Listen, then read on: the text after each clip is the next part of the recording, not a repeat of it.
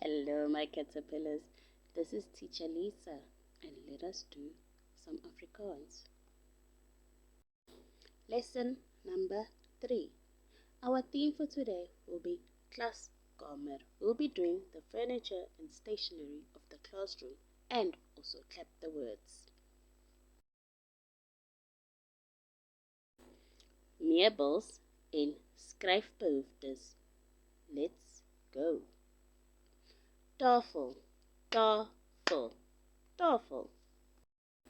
Lesenaar, lesenaar, lesenaar.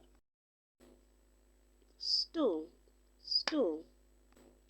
Boekrak, boekrak, boekrak. Witbord, witbord, witbord. Bord, bord. Kas, kas. Deur, deur. Venster, venster, venster. Mat, mat. Boek, boek. Pen, pen. Potlood, potlood, potlood. Kleurpotlode, kleurpotlode, kleurpotlode. Krijt, krijt. Merker, merker, merker. Uitveer, uitveer, uitveer. Liniaal, liniaal, liniaal. Papier, papier, papier.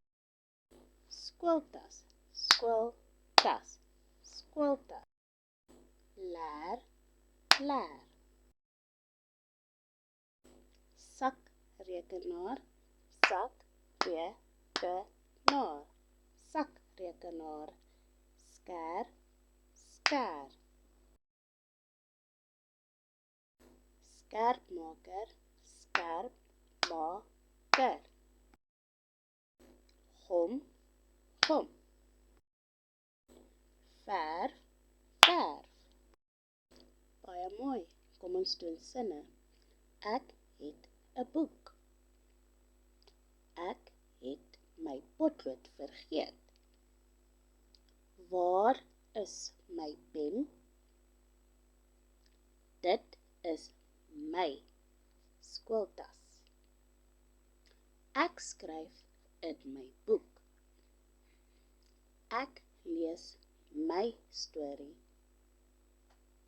Mag ek water drink? Mag ek badkamer toe gaan? Dankie, juffrou. Dankie, meneer. Baie mooi, caterpillars. Dit was nou lekker. Dankie dat jy saam geleer het. Sien jou volgende keer.